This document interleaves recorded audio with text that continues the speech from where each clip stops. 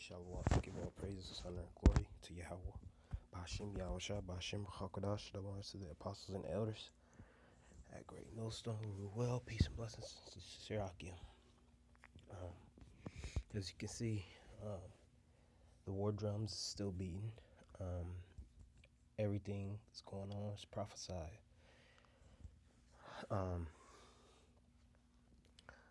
That man, Joe Biden, okay, his sentiment was to stop war and have things come together and build back better, but as you can see, he's gearing up to get back involved in the quote-unquote Middle East war with Ishmael.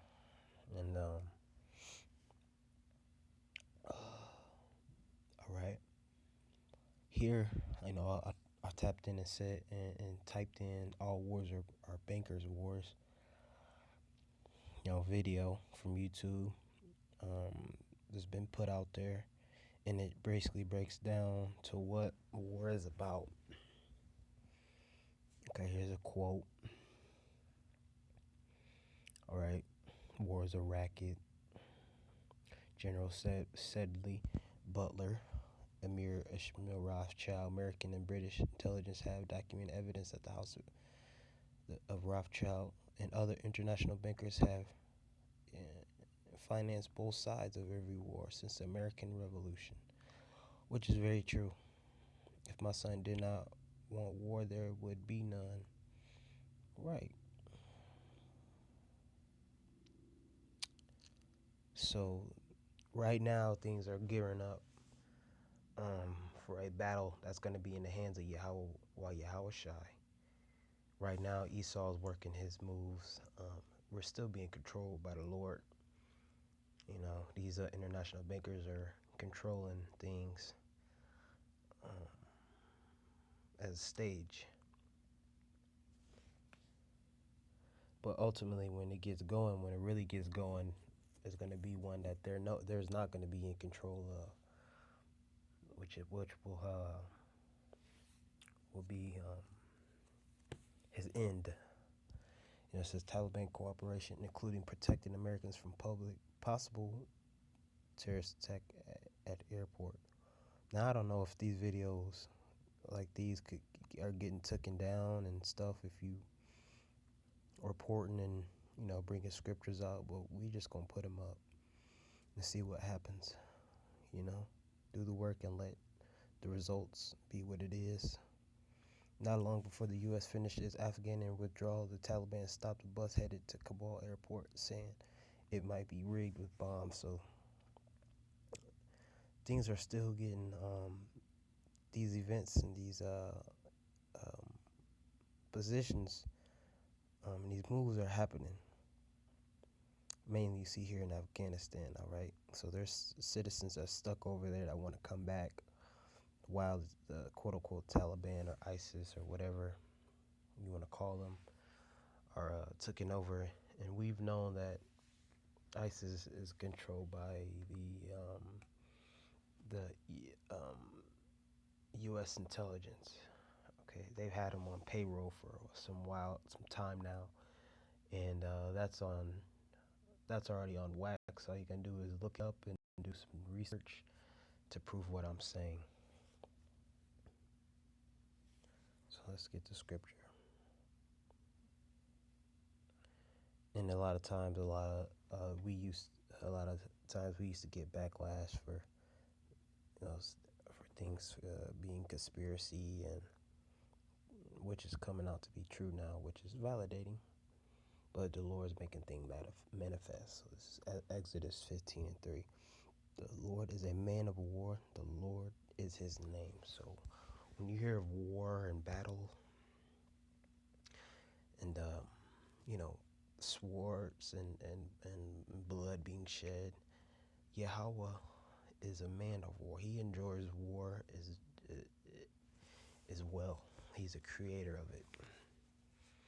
So Esau ain't the one to because people when think of war, they think of big bad America and missiles and stuff like that. And Yahweh already orchestrated the whole objectivity of war. And it's all just power exchanges. In the ancient world, it was just, a power exchange. Who has the power when they go into battle? Now Esau has all types of different motives of what he does, and the international bankers know that the main thing is money and resources, and then control and as well as democracy and things of that nature too. Genesis 27. Genesis 27 and 40, and it reads, "And by the sword thou shalt live, and shalt serve thy brother. And it shall come to pass, when thou shalt have the dominion, that thou shalt break his yoke off thy neck." And Esau hated Jacob because of the blessing, wherewith his father blessed him. And Esau said in his heart, "The days of the mourning of my father are at hand. Then will I slay my brother Jacob." Um, verse 40 say, the sword they shall live, they should live by it. The Rothschilds and the bankers, they are Edomites at the end of the day. So they can't help what they living by the sword. When they came over, and Esau came over to this side of the earth, he had sword and bloodshed in his mind. It was premeditated, and the military, U.S. military, how it's ran by Esau. What does he do? The biggest budget in America and the government is the military. Trillions and trillions of dollars every year for the military. So he muscles up on these nations, and he do things via proxy, and that's how he lives. He's gonna live by it. He's gonna die by it. So it says, "By towards ISIS-K, we are not done with you yet." So he's pushing this thing heavy now. Everybody would have thought, he's gonna bring home the troops and everything's gonna be peaceful. That's not the case. He says these things to get the side of the sheep, the majority of the sheep on his side, but then they have other agendas at hand. That's what these politicians do. Why is that? Because they're puppets. And it's funny that ISIS-K, they put K at the end, because I think it's supposed to be killer. Because that's what them niggas in Chicago, they say they gang, and then they put K on the behind it, and BDK or whatever, meaning what? They don't fuck with it. Those are the opposition. So, and Esau's a gangster, man. He bullies and to get what he wants.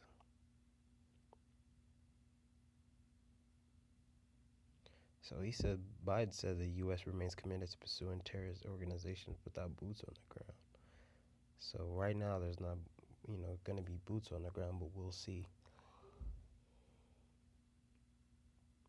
Biden said it is not in the national interest of the U.S. to remain in Afghanistan to root out terrorists, and they're not. They're not going to have boots on the ground right now. Why is that? Because they're using drones, and their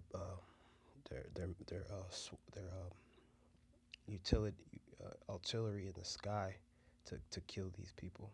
And that's what he's doing. He said he wasn't going to do it, but he's doing it. So, right, it says Biden said the U.S. will continue to fight terrorist organizations by using horizon capabilities to attack through airstrikes instead of using major military operations on the ground. Right.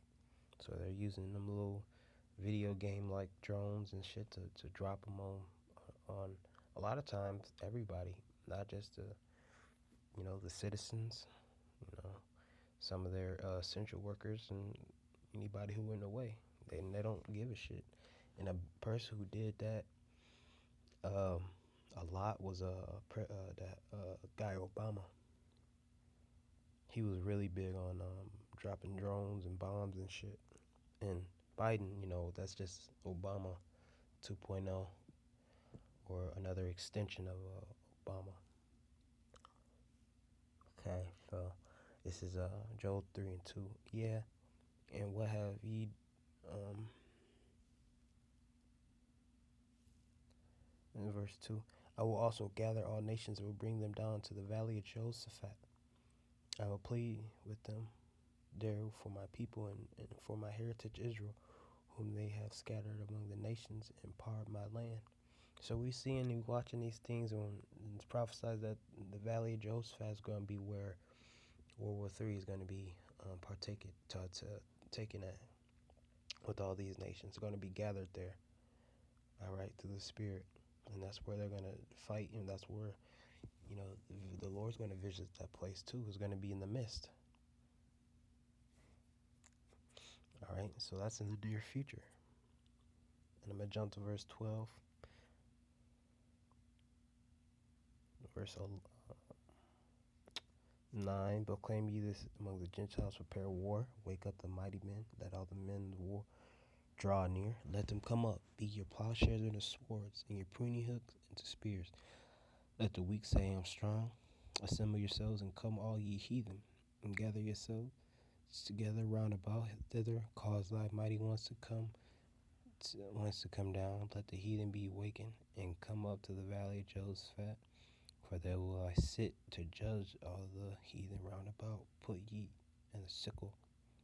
The harvest is ripe. Come down, get ye down. For the press is full, the fats overflow.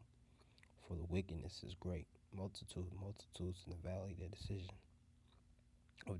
For the day of the Lord is near in the valley of decision. The sun and the moon shall be darkened, and the stars shall withdraw their shining. The Lord also shall roar out of Zion, and utter his voice from Jerusalem. And the heavens and the earth shall shake, but the Lord will be hope of his people and the strength of the children of Israel. The earth shall shake because there's going to be ICBM nuclear missiles involved, and it's going to touch down. That's why everything's going to shake and come out of its place. All right, coming from America, coming from Russia, coming from China, even smaller nations with Japan, with lesser military capability, you know.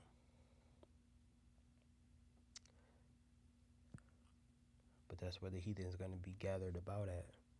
You know, a brother talking to a brother, he said he thinks it's going to be in Syria. You know,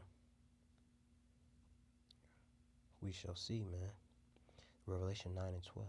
One woe is past, and behold, there come two woes more hereafter.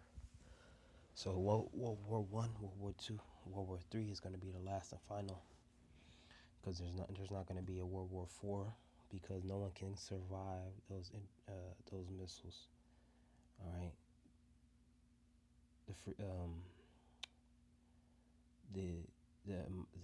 The power in them is not going to allow an after effect for any life, just because how powerful, how much heat they have, how much destruction they can cause, and how many there's going to be. There's not going to be any after. So that's going to be the one. That's going to be the last one.